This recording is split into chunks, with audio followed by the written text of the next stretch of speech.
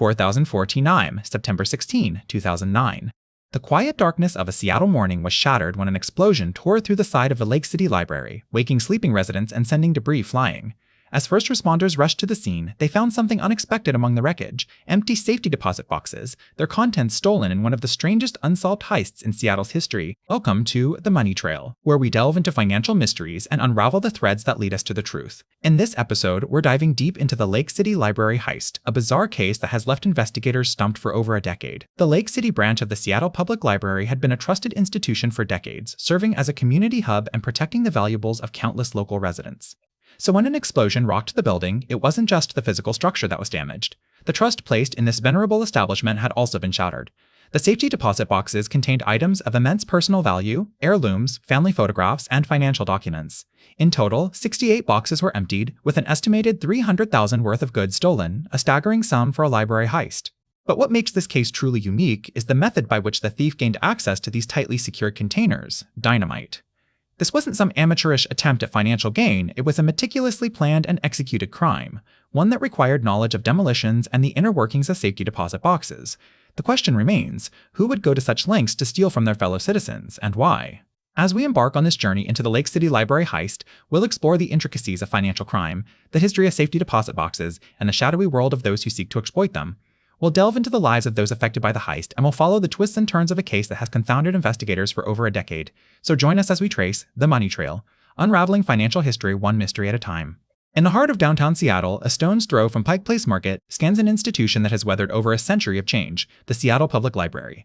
A cathedral of knowledge, its walls contain stories that span the globe and the test of time.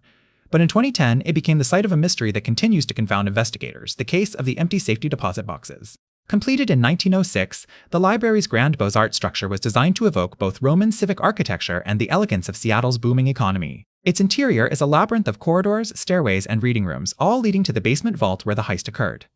This underground fortress houses not only books, but also safety deposit boxes, small metal compartments rented out for secure storage.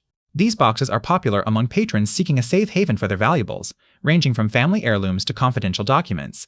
The library's vault, protected by thick steel doors and multiple locks, seemed impenetrable. The security measures in place were formidable.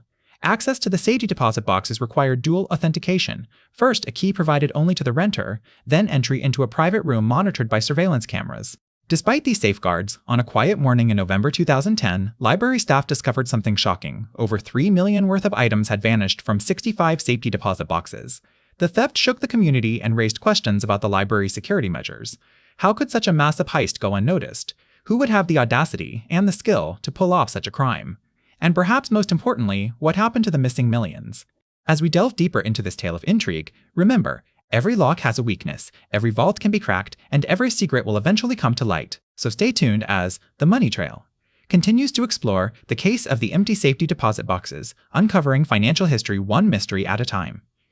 In the early hours of January 9, 2003, an alarm blared through the nearly empty halls of Seattle's oldest financial institution, the Seattle First National Bank. And established in 1902, this storied bank had survived the Great Depression and both World Wars, but nothing could have prepared it for what was happening that night. Police officers raced to the scene, where they discovered a gaping hole in the wall behind the teller counters. The perpetrator had tunneled their way into the bank's underground vault from an adjacent parking garage, meticulously avoiding detection as they drilled through layers of steel-reinforced concrete.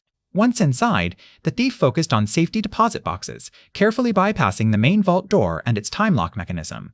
This was no ordinary burglary. This was a highly sophisticated heist targeting the bank's most affluent clients. Over 100 safety deposit boxes were emptied, with an estimated value of up to $4 million in cash, jewels, and other valuable items. Among the victims were local celebrities, wealthy business people, and even a former U.S. ambassador. Each box contained precious family heirlooms, irreplaceable keepsakes, and financial secrets that would never be recovered. The thief left no fingerprints, no DNA evidence, and seemingly no traces of their identity escaping into the night as silently as they had arrived. The FBI joined the investigation, pouring resources into tracking down the mysterious culprit. But despite months of painstaking work, the case grew cold. No arrests were made, and the stolen goods remained lost. As time passed, the empty safety deposit boxes became a symbol of the bank's failure to protect its most vulnerable clients. So how did it happen? How did one person manage to pull off such a daring and complex crime without leaving a single clue behind? And perhaps most importantly, what happened to the missing millions? These questions would haunt investigators for years to come. And as our journey into Seattle's strangest unsolved heist continues, we'll explore every angle of this baffling case. Join us next time on The Money Trail, as we uncover the truth behind the case of the empty safety deposit boxes. In the early 2W0000, W0000, the case of the empty safety deposit boxes, one of Seattle's most perplexing unsolved heists, had investigators stumped for years. With a single clue to go on and millions of dollars missing, unraveling this financial mystery became a painstaking process. 00,031, 01 hour 1000. The case of the empty safety deposit boxes would not only test the mettle of Seattle's finest, but also reveal a labyrinthine network of financial intrigue. At the heart of this enigma lay a single question: who stood to gain from the theft of an estimated 120 to 120 safety deposit boxes at the venerable Washington State Building and Loan Association? To understand the gravity of this heist, one must first comprehend the value of what was stolen. Each box could contain anything from stock certificates and family heirlooms to cold, hard cash. Although the exact contents of each box remain a mystery, we can estimate the potential value based on industry standards. According to a 2016 survey by CNBC, an average safety deposit box might hold items worth around $10,000. Extrapolating this figure across 160 boxes brings us to a staggering total of approximately $1.6 million. The sheer scale of this unsolved heist is nothing short of astounding. We're talking about an estimated $1.6 million worth of valuables stashed away in safety deposit boxes at one of Seattle's most respected financial institutions, the Washington Federal Bank on Fifth Avenue.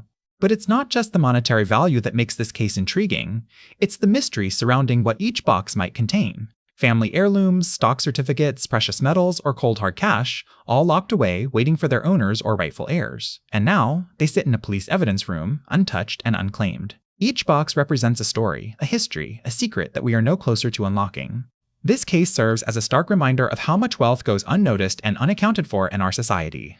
Safety deposit boxes offer a clandestine haven where people can hide their riches from prying eyes, tax authorities, or even family members. Yet, when these hidden fortunes become the target of theft, they turn into a Pandora's box, revealing more questions than answers. What makes this mystery even more perplexing is the fact that no one knows who rented these boxes.